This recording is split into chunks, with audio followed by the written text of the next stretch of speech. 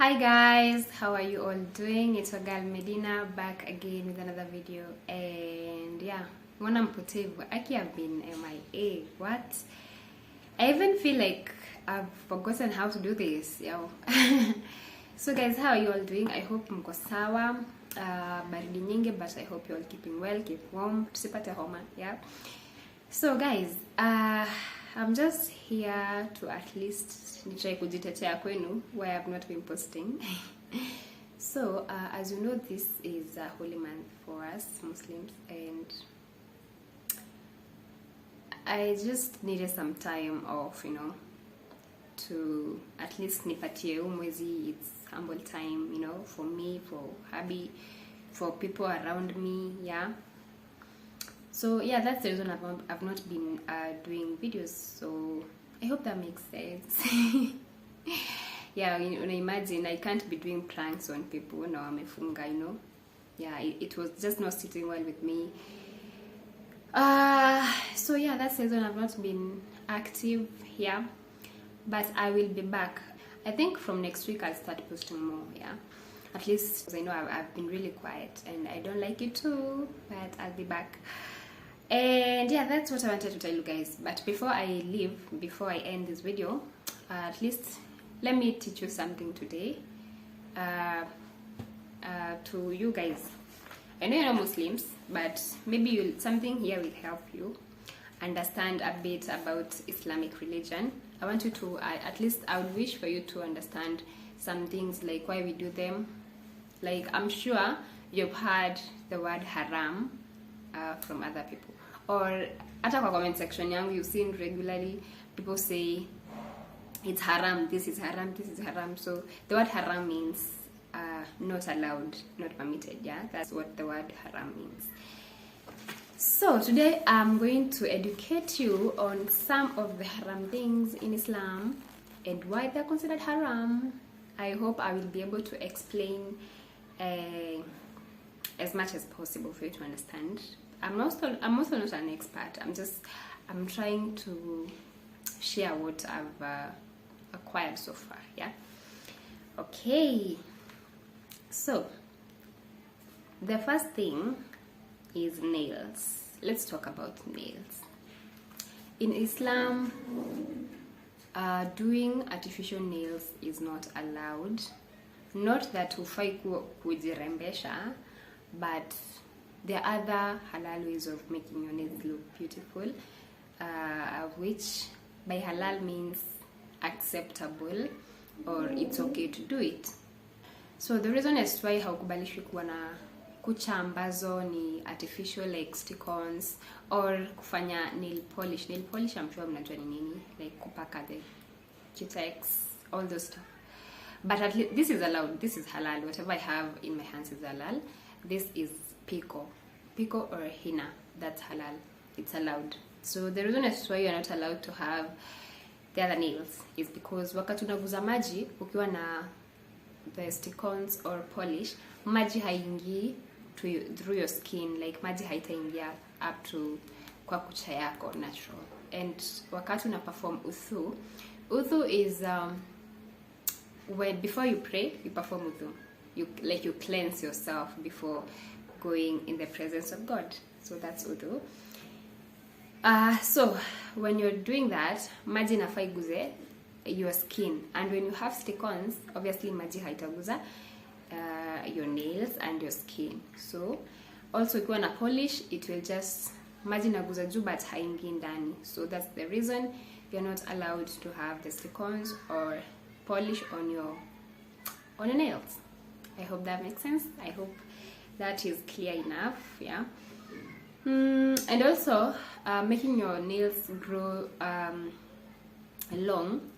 If you want to do that, just make sure your nails are always clean and maji inaingia mpaka ndani hadi uko ndani ya kucha. Yeah, but it's not a good thing kulea kucha, but if kuna wale ambao wanalea, but if unalea, just make sure they're clean and maji inaingia through uko ndani, very clean. Hygiene is very important in Islam, by the way. Alcohol. Well, alcohol I'm sure alcohol ikubalishwa in Christianity, but okay, let's talk about us. The reason as to why we're not allowed to have alcohol is because actually ni self explanatory, like ni kitu hata wewe mwenyewe unaweza katu unajua tu kukunywa pombe ni vibaya. Yeah. When you drink, obviously the alcohol intoxicates your mind. So when you have alcohol, obviously you're not thinking straight, and that's why you make so many bad decisions when you're drunk. So alcohol is not allowed because obviously you're going to make bad decisions. And I've noticed so many things that are not allowed in Islam. They have something to do, the many beneficials about them is inahusu life zetu. Like anything that we are told not to do, it's beneficial to our own lives. It doesn't benefit someone else, it benefits our own selves. So yeah, so when you have alcohol, you cause accidents in the road. Utaua mtu ambaye hakuwa na makosa because you are drunk. Where do you go? To hell. You caused an accident that led to somebody's death. You killed someone. That is murder. Okay. Well, also unapata mtu amekunywa ana cheat bibi yake because he was not on the right, mind. So intoxication of alcohol is haram in Islam.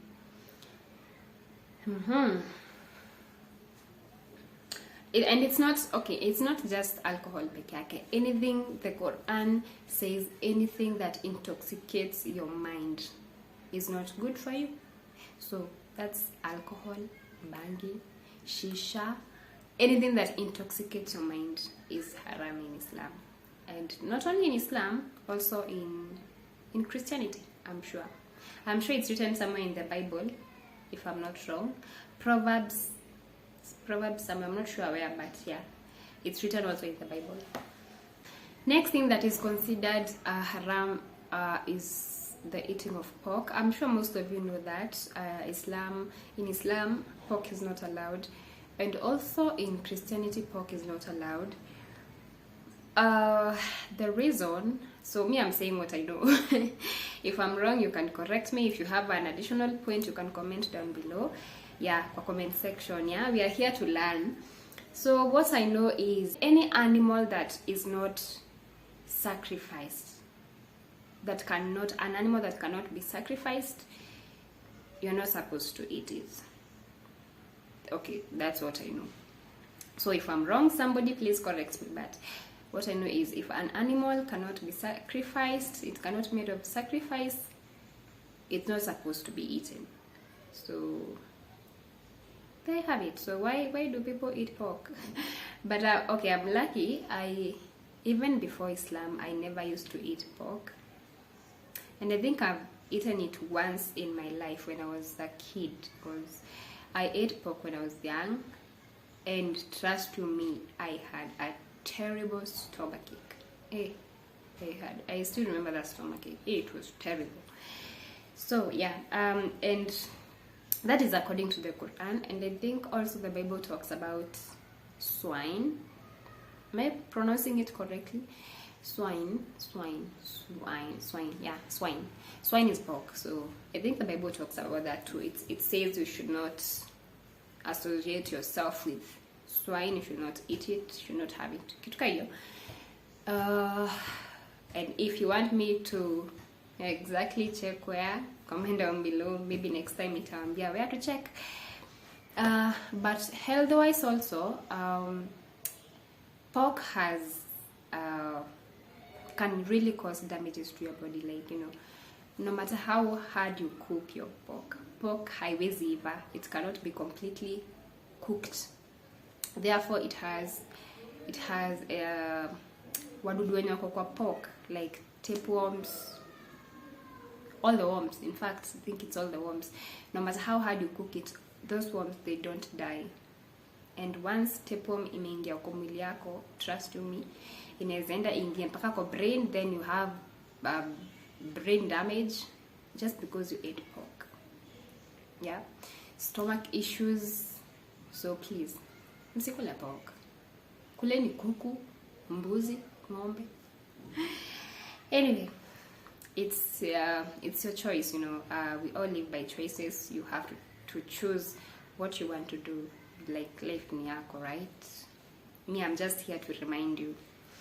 Also, let me tell you the reason as to why we don't just buy meat from anywhere, why we don't eat meat from anywhere, why we ask whether the meat is halal, like where we prefer our meat to be slaughtered by a Muslim. So here's the reason. Before you slaughter anything, like iwe chicken, mbuzi, ng'ombe, anything, before you slaughter them, you're supposed to be merciful to animals, and even when slaughtering them, you're supposed to make their deaths less painful. And before you slaughter your animal, you're supposed to mention Allah's name before slaughtering the animal. Yeah, you're supposed to say Bismillah. So when you slaughter animals, even if you're not a Muslim, please, you mention the name of God before you slaughter them. Say Bismillah, in the name of Allah. Yeah, I hope I've taught you something today. So that's the reason. Hey, unasikia mtu akienda kununua nyama anauliza ni halal? Is it halal? Because there's a way you're supposed kuchinja wanyama. You just don't slaughter them. You just don't rotate, you know, you dismantle the neck and everything. No. Alafu unakata, you drain the blood. You drain the entire blood out. Usibakishe damu yenye inaweza tosha like ata a quarter kikombe. Like you drain the entire blood out. Now that animal is good to be eaten. Because, okay, the reason as why you should not leave your meat with blood is because, guys, you know that most diseases are found in the blood. Now, if you don't drain the entire blood out of the animal, maybe that animal was sick and you never knew. And the right place for the diseases to hide themselves ni kwa damu. So what happens when you cook that animal? Na iko na hiyo, like it has that much blood. You eat the animal, na hiyo damu, then you get sick. It's simple. So drain out. So drain all the blood out of the animal before you cook. And that's it, guys. I don't have much. Like, I was not prepared to talk much. I just thought this before I leave, singwambia tu kitu kidogo. So at least I hope I've made you learn something today. Don't go anywhere. And continue subscribing. Kwenye mta subscribe wenye tu mna benchwarm hapo nyuma, mnakuja tu mnadandia story afu mnaenda. Please subscribe, yeah. Anyway, guys, I've missed you so much, and see you on the next video, which I don't know when that will be. Oh my goodness, I'm even sad. Anyway, guys, thank you so much for your full support. Yeah, see you next time. Bye.